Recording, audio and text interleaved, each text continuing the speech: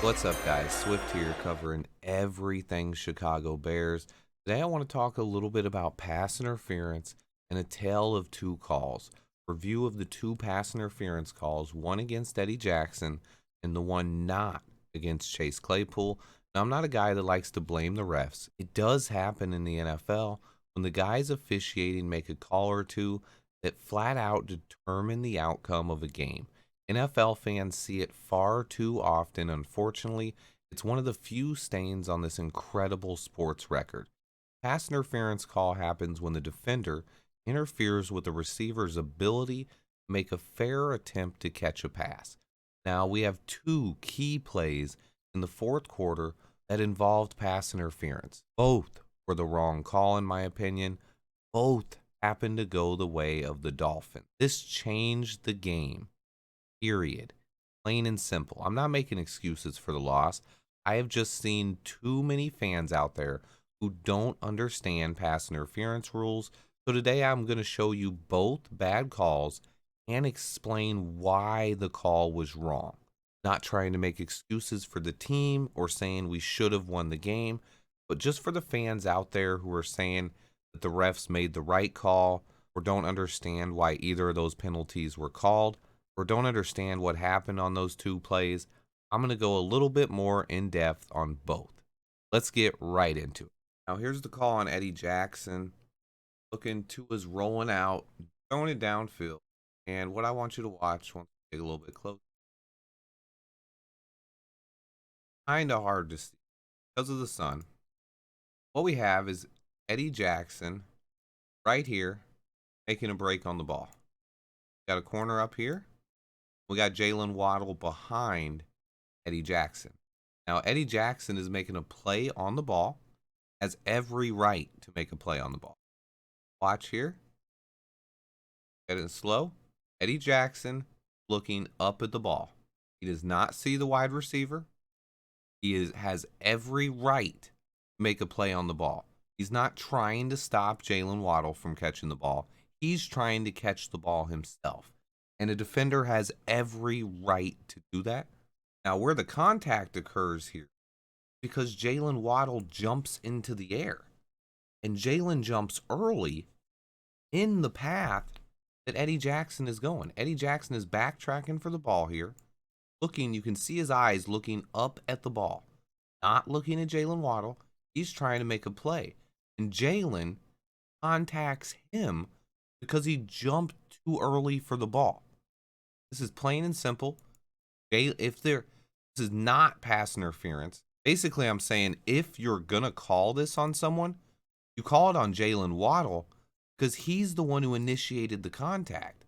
Yes, he was going for the ball too, but he made a weird effort at it that affected Eddie Jackson's ability to intercept the ball. So the bottom line is this is not pass interference on Eddie Jackson. And if you are going to call pass interference here, it should be offensive on Jalen Waddle.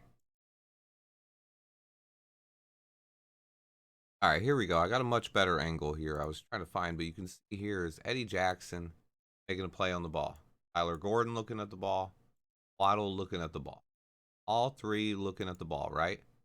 But what Waddle does here, positions himself right behind Eddie Jackson, and then goes up into the air, causing Eddie Jackson to contact him. He jumps early. Look, when he goes up right here, ball's not here yet. This is an early jump, causing the contact. If he jumps at the correct time, Eddie probably would have jumped with him. He did this contact. Look, that contact, when he goes up and makes that contact and then puts his hand on Eddie, that's to keep Eddie away from the ball. This is Waddle's contact and then reaching to barely even get one hand on the ball.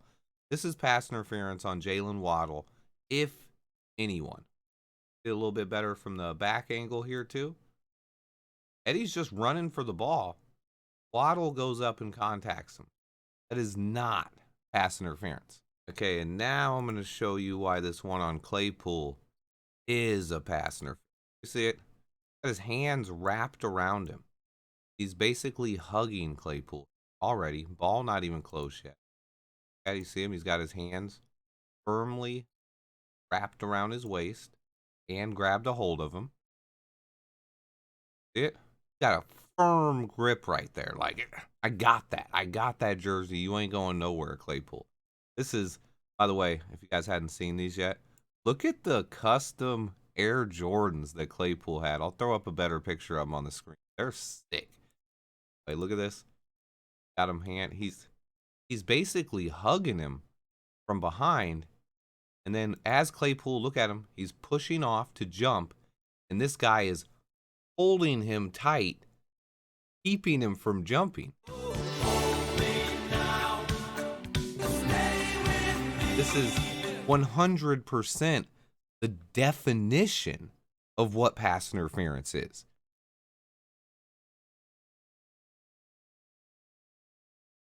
He's hugging Claypool well before the ball is there. Then we got another guy coming over top to hit him.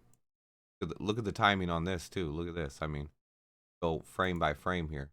He's already delivering a hit to Claypool's other shoulder, but he is kind of going for the ball. But this is, by definition, what pass interference is. This isn't called. We'll watch it from the other angle here. You can see how he gets the wrap around on him. He grabs him and he pulls him back. So instead of Claypool being able to jump this way and attack the ball and make an easy catch in the air, instead pulled backwards down to the ground. That's just about as clear cut as you can get.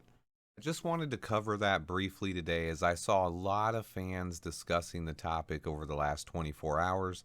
I actually saw someone on Twitter say that this is on Claypool and he has to fight through that. While I will agree that Claypool is bigger, stronger, and faster than almost everyone on the football field, there are other things in play here. His momentum is carrying him the opposite direction. On top of that, it's hard for anyone to jump against their momentum, while another grown man and professional athlete has his arms around your waist, pulling you in the opposite direction.